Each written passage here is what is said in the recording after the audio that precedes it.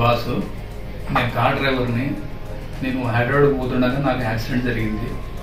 నేను వేరే హాస్పిటల్కి పోతే నన్ను 2 రోజులు అక్కడ ఉంచి నన్ను నా ప్రాబ్లమ్ని కనుక్కోలేక వాళ్ళు పూర్తి సీరియస్గా ఉన్నారన్నారు. అంటే నాకు భయం వేసి వేరే హాస్పిటల్కి పోదామనే ఆలోచన ఉంటే ఎమ్మని కిమ్స్ హాస్పిటల్కి వచ్చేసాను. వచ్చిన తర్వాత జానకిరామ్ సార్ గారికి అడ్మిషన్ తీసుకున్నాను.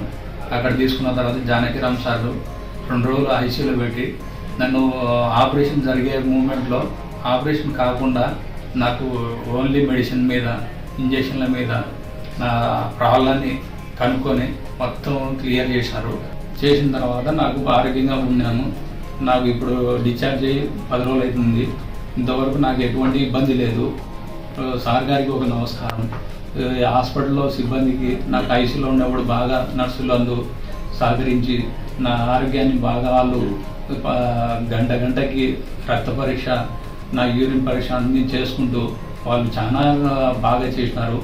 నాకు వాళ్ళకు ఒక నమస్కారం. నాకు ట్రీట్మెంట్ చేసిన జానకిరామ్ సార్కి నా హృదయపూర్వక నమస్కారాలు. ఆయన బాగా నన్ను నా ప్రాబ్లాన్ని బాగా చేసినారు. థ్యాంక్ యూ సార్ వాళ్ళకి, జానకిరామ్ సార్కి మరియు నర్సులకి.